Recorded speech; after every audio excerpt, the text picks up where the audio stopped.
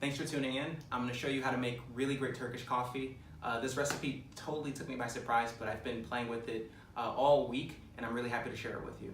So the first thing that you'll need is super finely ground coffee. So this is ground as fine as possible. It should look almost like makeup. So I'm doing 10 grams of coffee. And next, in your sezva, which is the Turkish brewing pot, you're gonna have 70 grams of water. So you wanna make sure that you do this cold, okay? So the first thing I'm gonna do is I'm going to mix my coffee into the sezva with my water. And I'm gonna get that nice and mixed up. Make sure that it's all completely saturated.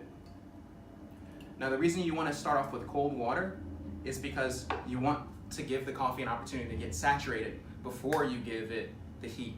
If you put it into hot water, you'll find that it just doesn't extract as evenly. So we're gonna turn the induction on.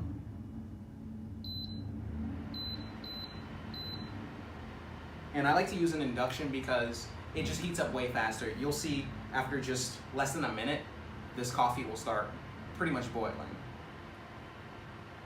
Now at this point, it's starting to steam. You'll watch around the edges, it starts to bubble up, and it's pretty much coming to not a ripping boil yet, but it's already steaming. So you can do this over a fire top, but I definitely prefer to do it over an induction. All right, I'm getting my first initial bubbles along the side. And what you're looking for is eventually the coffee is gonna start just puffing up and become really, really like cloudy. When that happens, I'm gonna pull it off and start counting down just maybe 10 seconds. So I'm going to let it start boiling over, take it off, and I'm counting this whole time, and I'm gonna put it back on because I want it to reboil. I wanna reboil it twice. So it's at a boil now, it's puffing up. So I'm gonna take it off, and I'm counting in my head, and I'm gonna put it back down. And I'm gonna let it reboil again, and I'm gonna put it back down one more time. This is the last one.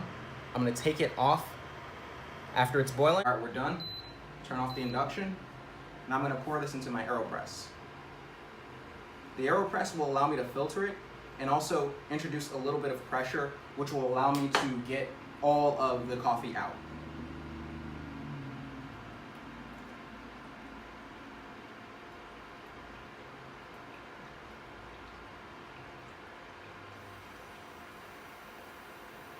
So I like to press all the way down to the bottom. You don't have to worry about too much pressure or anything like that. Here. And now you have your Turkish coffee, and I like to put this just on a little small demitasse.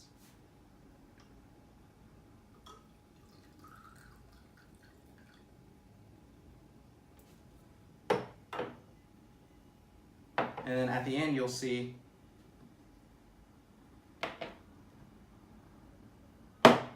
in your AeroPress, you come out with this really cool, interesting puck. It looks just like an espresso puck. It's super dry, and you see that you got all of the coffee out of the grounds. So, as you can see. So the important thing though, is that you make sure that the coffee is super duper fine ground. I use a hand grinder for this because I have an electric grinder, but it just doesn't grind fine enough. So you might have to take it to a cafe in order to get the fineness of grind that you need, but you want to make sure that this is super duper fine as possible. So thanks for tuning in, and let me know what you think of this recipe. I've been loving this for the whole week. I drink like 3 of these every single week, or every single day. Cheers.